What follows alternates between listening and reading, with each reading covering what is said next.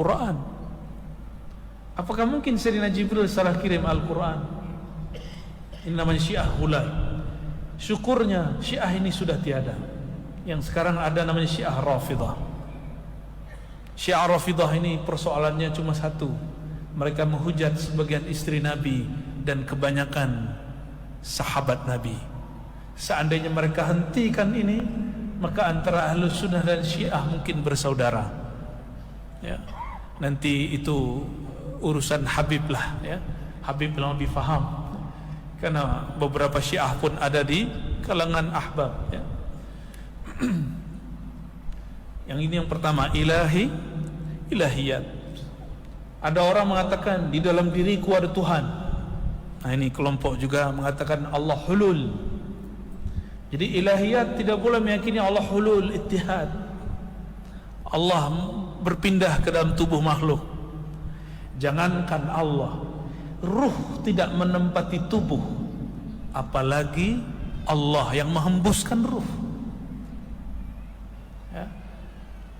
Ada sahabat kawan lama kita sudah tidak sholat lagi. Kita tanya, kenapa engkau tidak sholat lagi? Jawaban dia, untuk apa lagi sholat? Allah berdiri di dalam diriku. Ya salam. Tapi ada orang begitu, ya.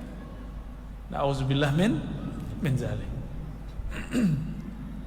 Dahulu Syekh Abdul Rauf Al-Jawi dari Aceh melaporkan persoalan itu ke gurunya Syekh Ibrahim Al-Qurani di Madinah.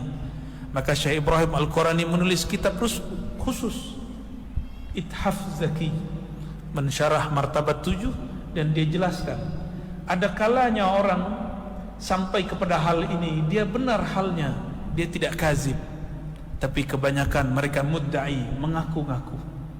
Nah, Imam Ghazali tidak menyepakati ini, ya. Tapi Imam Ghazali perlu kita perhatikan, beliau sangat ahli di bidang ini. Maka dia tahu Al-Hallaj bukan orang yang meyakini hulul. Pernah dengar Al-Hallaj? Wafat tahun 309 Hijriah. Dia tidak meyakini Allah bertempat dalam dirinya. Maka Imam Ghazali meyakini Al-Hallaj ini orang sedang mabuk. Orang sedang mabuk. Maka Ghazali mengatakan, seandainya aku muftinya, aku tidak akan sesatkan dia. Inilah Ghazali. Kehati-hatiannya sangat tinggi, ihtiyatnya sangat ketat. Hati-hati dalam bab ilahiyat, harus menguasai ilmu akidah plus menguasai ilmu tasawuf. Ilmu tasawuf. Karena bab ilahiyat dalam tasawuf berbeda ibaratnya dengan ilmu akidah. Yang berikutnya bab nubuwat, la nabiyya ba'di. Jika ada satu kelompok mengatakan ada nabi lagi setelah Nabi Muhammad, dia sudah bercanggah dari ajaran Islam. Dan yang ketiga apa? As-sam'iyyat. Segala sesuatu yang dikhabarkan dalam Al-Quran dan Sunnah mengenai akhir zaman, akhirat, kita tasdik dan beriman. Siapa yang mengingkari surga neraka, alam barzakh, padang mahsyar, maka mereka dipastikan keluar dari ajaran yang murni dari ajaran Islam. Nah, ini kalau cara kita mau menghitung ini kelompoknya sesat atau tidak, bukan masalah dia berserban atau tidak, bukan masalah dia berjanggut panjang atau tidak, apalagi cuma masalah sarungnya di atas mata kaki atau di bawah mata kaki. Bukan itu standar orang itu benar atau tidak, dia bertorikoh atau tidak, bukan. Nah, yang tiga ini. Nah, Imam Al-Ghazali, dari sinilah dia kemudian menemukan lagi setelah falsafah ilmu kalam, ilmu aqidah. Dan Imam Ghazali menulis di Muqaddimah Ihya Aqidah Imam Ghazali. Ya. Kalau ada masa nanti kita bentangkan tentang khusus Aqidah Ahlussunnah Imam Ghazali, kita uraikan, kita syarah daripada kitab Ihya Ulumuddin. Kalau ada masa nanti saya tahu, ya, kapanlah waktunya. Wallahu a'lam bishawab. dan itu lebih memerlukan fikiran yang kuat. Insyaallah ya. Selama ini kita cuma hafal sifat 20. Imam Ghazali mensyarah apa makna sifat 20. Itulah isinya, muqaddimahnya. Ada kitab yang lebih tebal namanya Al-Iqtisad fil I'tiqad. Tapi saya khawatir ya, tuan-tuan puan-puan nanti tambah sakit kepalanya ntar ya. Ini sudah mulai berat nih kepalanya. Dari tadi kita bahas kitab sengaja ya. Kalau di zawiyah tempat zikir saya bahas ilmu ma'rifatullah. Tapi kalau di tempat terbuka kita bahas kitab aja. Ahsan, lebih baik. Imam Ghazali lalu beliau mengatakan, saya pun tertarik mencari kebenaran dalam ilmu kebatinan. Jadi Imam Ghazali pernah belajar ilmu kebatinan. Kebatinan ini ada yang seperti tadi ya, ujung-ujungnya dia menjadi Tuhan ya.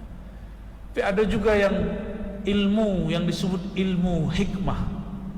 Di tanah Jawa disebut ilmu hikmah, bukan hikmah kalam. Ini hikmah, baca ini zikir 1000 kamu dapat ini, baca sekian kali kamu dapat faedah ini. Imam Ghazali bahkan belajar cabangnya disebut ilmu rajah, menulis jimat. Dia tulis jimat. Maka ada namanya rajah angka 15. Jika ditulis pada perut atau pahanya perempuan yang sedang hamil dan mau melahirkan, tidak lahir-lahir, akan mudah lahirnya. Itu ilmu rajah. Imam Ghazali pun belajar ini. Maka di kitab-kitab di pondok dulu kita ada satu kitab judulnya Al-Awfaq. Al-Awfaq dari kata wifik, muwafaqah. Dia tulis rajah agar sesuai angkanya, kualitasnya, jamnya, waktunya, pukul berapa.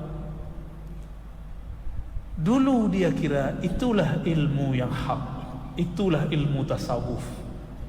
Dia kira baca sekian kali dapat ini, baca aurat 1000 kali dapat kekuatan ini. Dia kira itulah ilmu tasawuf. Dan saya banyaklah bertemu para ikhwan, dia berhenti di sini. Karena dalam bab ini seseorang akan diberi Allah khariqul adah. Apa arti khariqul adah? Kesaktian, keramat-keramat kecil, tahan api, tahan ditusuk, dibacok ya? Ada kita azan, baik, kita dengarkan azan dulu. Tafadhal.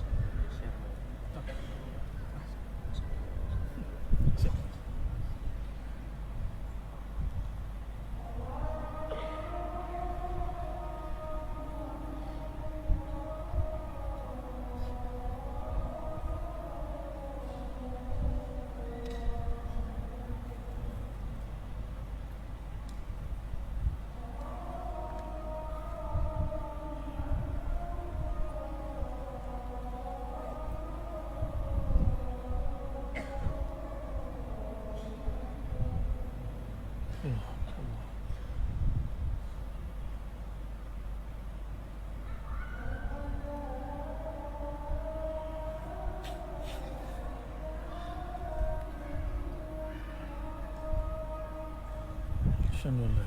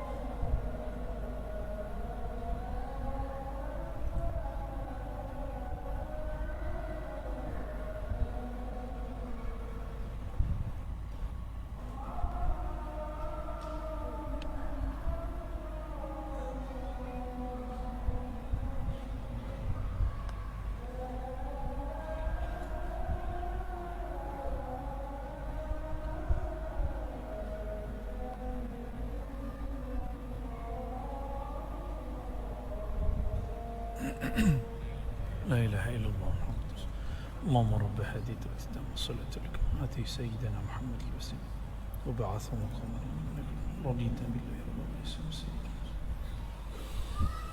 الصلاة والسلام عليك يا سيدنا يا رسول الله. Ya, tadi sampai di mana? Ilmu kebatinan, batiniyah. Masih ingat beberapa bulan lalu di negeri kami ramailah pesulap merah bertengkar dengan Gus Samsuddin. Nah, masih ingat? Gus Samsuddin ini mengklaim dirinya membaca kitab namanya Syamsul Ma'arif Kubra. Ya, itu kitab yang disebut kitab batiniyah. Ya, dia tidak semuanya salah, tapi harus dibaca oleh orang yang ahli, karena ilmunya disebut ilmu tajribiyah. Apa arti tajribiyah? Harus dicoba, harus diriyadhahkan. Namun mereka kurang dalam zauq, hanya memperhatikan angka dan percobaan, tes lagi, tajribah lagi, dibaca lagi, begitu terus. Nah, ilmu ini juga ada di pihak ilmu falsafah, disebut kedokteran terapan, falsafah terapan, kimia terapan. Tapi kita tidak bicarakan itu, kita bicarakan kebatinan. Ya, ilmu-ilmu azimat itu dari cabang ilmu ini, dan ini bukan ilmu tasawuf. Ya, ilmu membuat rajah bukan ilmu tasawuf, tapi itu salah satu ilmu yang disebut fannya ilmu huruf dan adat. Apa nama ilmunya? Ilmu huruf dan adat. Karena setiap huruf itu dalam ilmu falak ada angkanya, alif itu ada nilainya, sehingga la ilaha illallah bernilai 165. Karena lam, alif, alif lam ha digabungkan semuanya, alif lam lam ha, maka bertemulah jumlahnya berapa? 165. Itu namanya ilmu huruf wal adad. Kita dulu juga belajar itu, seperti sandi-sandi. Ya, huruf ada angkanya. Tapi ingat, itu bukan ilmu tasawuf. Namun sebagai sebuah ilmu yang murni, ilmu huruf dan adat bagian dari ilmu yang Allah turunkan juga. Cuma sayang, beberapa orang mensalahgunakan ilmu ini. Akhirnya ilmu huruf dan adat ini bukan dijadikan untuk aurat, tapi dijadikan hanya untuk ilmu sihir, untuk ilmu, ya sebatas itulah, penglaris, tahu, untuk mahabbah, ya, ada yang dapat itu, pengasihan, ya, hanya sebatas itu. Dan sekali lagi kita katakan, ini bukan ilmu tasawuf. Imam Ghazali dulu mengira itulah tasawuf. Di bagian ilmu inilah banyak terjadi orang begini, karena di saat dia aurat muncullah arwah-arwah, muncullah energi-energi, jin ini, jin itu, dia mengaku dia fulan, dia fulan. Dan saya bertemu beberapa orang yang ingin menjadi tabib. Belajarlah kepada pakar ilmu ini, diberi air yang sudah dikasih raja. Sampai sekarang dibacakan la ilaha illallah, kesurupan jin. Ini akibatnya. Kenapa? Ilmu itu ada khadamnya, ada yang berkhidmat kepada huruf. Dan khadam itu ada yang dari malaikat disebut khadam ulwi, ada khadam yang rendah disebut khadam sufli, yaitu para jin. Dan mereka namanya hampir sama, bentuknya pun hampir sama. Disinilah banyak orang-orang bercanggah dari ajaran Islam. Dia klaim dirinya, dia katakan dia dakwah dirinya ahli tasawuf, dia dapat ilham. Ternyata yang mengilhamkan adalah bukan ruh-ruh suci, tapi jin-jin yang menyerupainya. Oleh karena itu ilham syaratnya berat. Tidak boleh sembarang mempercayai ilham. Mimpi syaratnya pun berat, sehingga tidak sembarang mimpi boleh dipercaya. Oleh karenanya Imam Al-Bukhari menulis kitab Sahih Bukhari, ada bab khas mengenai takbirur ru'ya, bab takbir, mentakbir mimpi. Karena ar-ru'ya far'un minal wahyi, mimpi itu adalah cawangan daripada wahyu. Maka Imam Ghazali kemudian mencari lagi, karena dia hatinya enggak tenang, jiwanya tidak puas. Sepertinya bukan ini ilmu yang aku cari. Maka dia bertemulah seorang syekh bernama Abu Ali Al-Farmadi. Abu Ali Al-Farmadi ini imam, dari ujung rambut sampai ujung kakinya, ujung ubun-ubun sampai ujung kakinya, ilmu ma'rifat asma'ul husna, al-asma'ul husna. Kalau dia berkalam, kalamnya berisi ma'rifat. Abu Ali Al-Farmadi. Abu Ali Al-Farmadi ini murid daripada pengarang penulis kitab Ar-Risalah Al-Qushairiyah. Pernah dengar? Saya beberapa tahun lalu sering bahas ini di kajian-kajian masjid. Imam Al-Qushairi mentalqin dia zikir, mengajar dia zikir. Abu Ali Al-Farmadi, guru Bukhari, guru Imam Ghazali. Tapi Abu Ali Al-Farmadi lebih laju, lebih cepat dia naik rohaninya daripada kawan-kawan yang lain. Setiap kali dia bertanya apa yang terjadi pada dirinya kepada Al-Imam Al-Qushairi, Imam Qushairi tidak jawab. Lalu Imam Qushairi mengatakan, kalau engkau ingin jawabannya, carilah kawanku, namanya Abul Hasan Al-Kharqani. Ya. Maka dia berangkatlah ke Abul Hasan Al-Kharqani. Semua yang dia rasakan, getaran kolbunya, cahaya yang dilihat, ilham yang dia dapat, Al-Kharqani kata, ini syaitan, ini dari Allah, ini dari Rasulullah, ini dari malaikat, ini dari dirimu, ini dari nafsumu. Semua dijelaskan. Lalu dihantarkan ke babul ilm. Akhirnya beliau menjadi wali Allah Al-Kabir, wali kutub kabir. Inilah gurunya Imam Ghazali. Imam Ghazali sudah alim pun masih berguru. Tapi aneh kawan kita baru magister, ya, baru sarjana tingkat 1, baru PhD, sudah tidak mau bermursyid. Imam Ghazali semua muridnya adalah orang-orang yang ilmunya hari ini di atas PhD.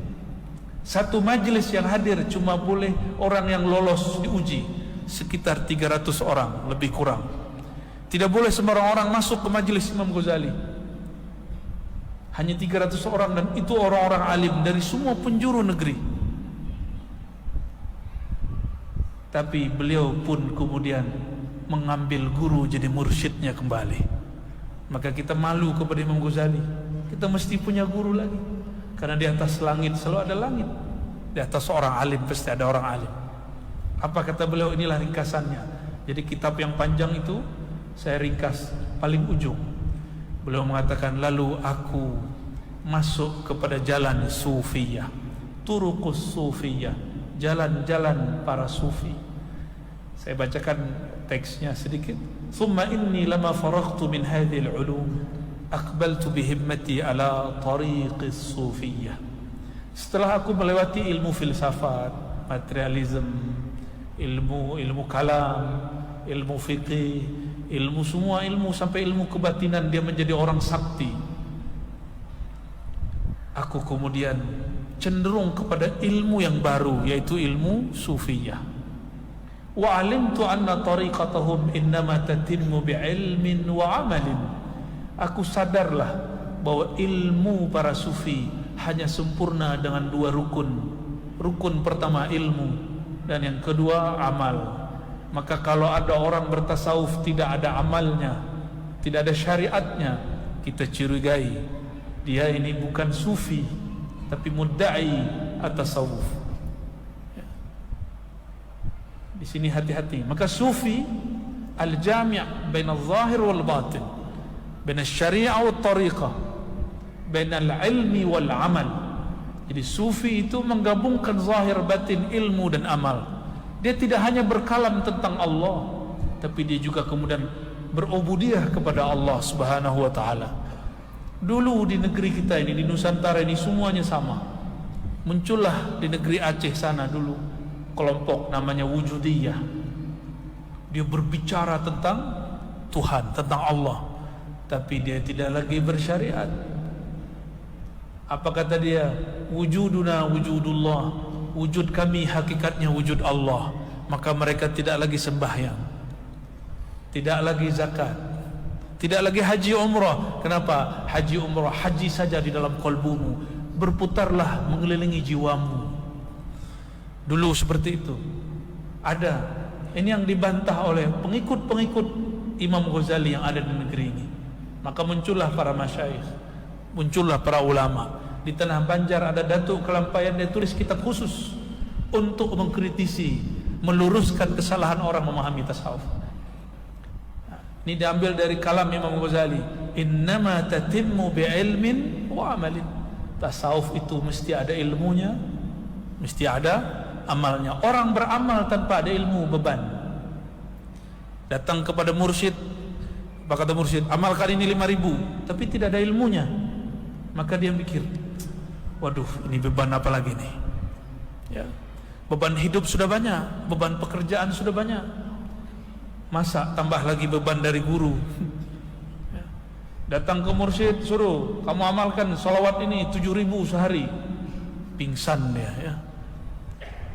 Tapi jika dia diberikan ilmu, kenapa zikir 1.000, 2.000, 5.000? Dia akan sadar dan faham. Apakah kita adil kepada diri? Bekerja dari pagi sampai petang. Alasannya apa? Ingin mendapatkan ringgit. Sahih? Ya. Bagaimana mungkin ingin mendapatkan ringgit langit, dolar langit, jika kita tidak rajin mengetuk nama Allah di dalam kalbu minimal 1 jam sehari? 1 jam sehari cukup. 60 menit sehari sebut nama Allah setiap hari.